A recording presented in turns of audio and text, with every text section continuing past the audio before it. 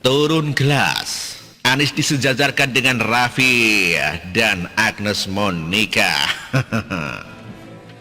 Beginilah jadinya kalau dipaksa menjadi pejabat tetapi sebenarnya tidak bisa bekerja.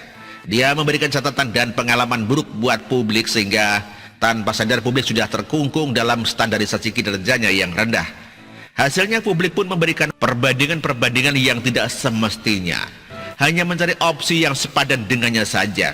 Bagaimana tidak seorang Anies, mantan menteri, mantan rektor, pahlawan transportasi dihadap-hadapkan dengan Raffi Ahmad dan Agnes Mo sebagai kompetitor di Pilgub 2024. Apakah sedemikian rendahnya kepercayaan publik kepada Anies sehingga ada opsi penggantinya dengan duo anak muda milenial yang sama sekali belum pernah berpengalaman dalam bidang birokrasi? Sebelumnya Partai Kebangkitan Bangsa tampak sudah mempersiapkan diri untuk kontestasi Pilgub 2024. Sejumlah kader internal PKB dipersiapkan hingga sejumlah selebriti dilirik seperti Raffi Ahmad dan Agnes Monica. PKB mempersiapkan kader partai terbaik untuk bisa diusung di Pilgub 2024. Nama Raffi Ahmad dan Agnes Monica juga dilirik sebagai bagian daripada luar unsur partai. Bukan apatis dengan Raffi dan Agnes. Mereka jelas memang sudah berprestasi dalam bidangnya, tapi masa sih diadu dengan Anies dalam bidang kemampuan manajerial daerah? Anies itu kata pendukungnya pemimpin kelas dunia, dia lebih pantas disejajarkan dengan Elon Musk, pendiri SpaceX dan CEO Tesla.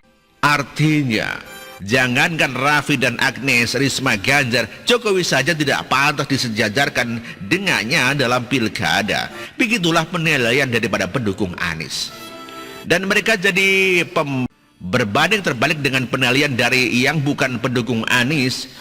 Justru mereka memberikan alternatif peluang Anies sebagai gubernur dari kalangan milenial.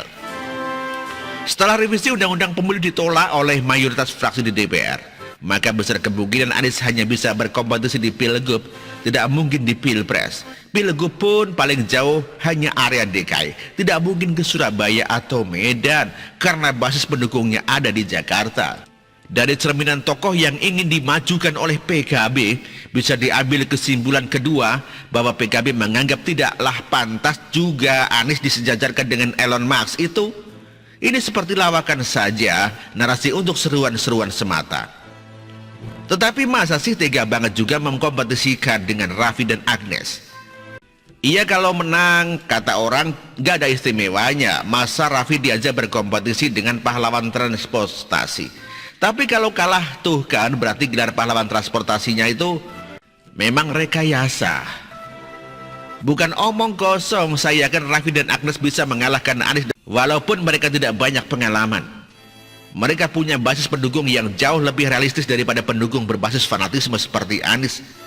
Pendukung Anies orangnya itu saja dan akan gampang goyah kalau nanti ada kandidat baru yang sejenisnya lebih kurang seperti Anies, misalnya Sandiaga, Mardhani Ali, atau Ahmad Riza Patria. Kalau begini kondisi pasar politik sekarang, mungkin sebaiknya Anies mulai berpikir untuk mencari alternatif lain selain berkontestasi pada Pilkada 2024. Perlu pertimbangan untuk melupakan saja daripada buang-buang waktu dan tenaga. Sedangkan menjadikan pilkada sebagai jembatan menuju Pilpres 2024 sepertinya bukan sesuatu yang bisa diimpikan lagi oleh Anies. Kalau menunggu sampai 2029, sepertinya momennya pasti sudah berlalu, zaman sudah berubah. Bisa jadi sebaiknya Anies beralih ke kontestasi pahlawan transportasi saja. Memastikan bahwa gelar pahlawan yang sudah disematkan satu waktu bisa diakui oleh semua orang. Bagaimana caranya? Mungkin mulai dengan menjauhkan diri dari dunia birokrasi dan pengelolaan pemerintahan, lalu beralih dengan menciptakan inovasi baru, misalnya sepeda terbang lah, cat aspal yang bisa berganti warna sesuai dengan mood lah, atau mungkin menciptakan jaring got yang bisa ditutup dan dibuka secara otomatis, tergantung kondisi baru pada saat itu. Itu lebih dekat dengan karakteristik pahlawan inovasi daripada disebut pahlawan hanya karena bisa mengecat jalur sepeda sepanjang 63 km, itu pun dengan anggaran yang super mahal. Saya khawatir suatu saat sejarah justru mencatat bukan predikat pahlawan transportasi yang pas buat Anies, tetapi pahlawan peningkatan penganggaran yang menggila. Masa biaya pengecatan jalur sepeda bisa semahal 73 miliar untuk 500 km, 146 juta untuk 1 kilometer. Aduh, mahal banget. Artikel ini ditulis oleh Jaya Surbakti. Terima kasih.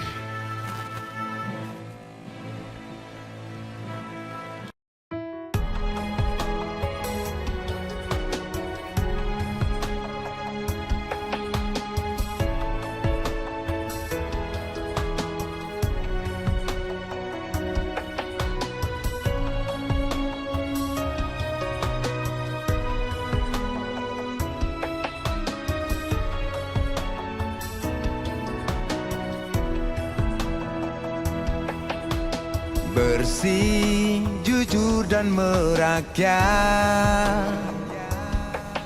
berbuat demi masa depan kami. Sosok pemimpin tegas pemberani.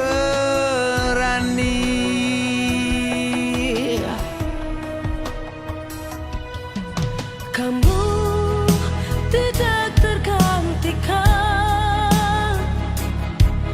terbukti baktimu untuk negara Indonesia Timur bersuara.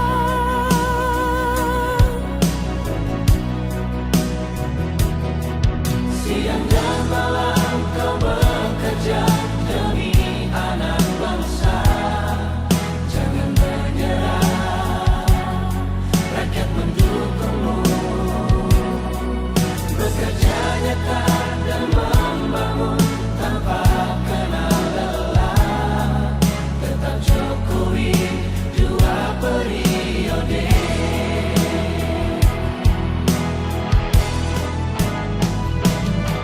Ayo Jokowi, rakyat mencintaimu. Pilih Jokowi, Indonesia kejar. Ayo Jokowi, rakyat selalu berdoa. Pilih Jokowi, Indonesia jaya.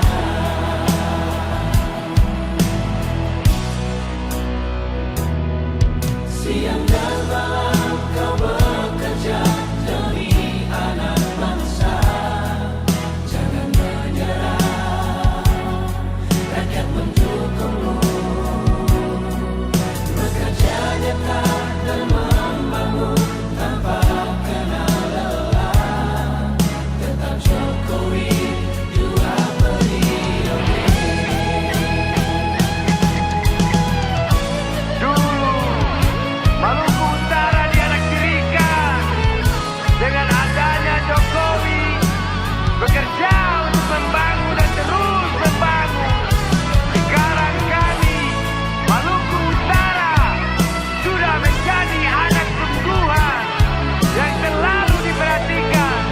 Jokowi, rakyat membutuhkanmu. Ayo Jokowi, rakyat mencintai.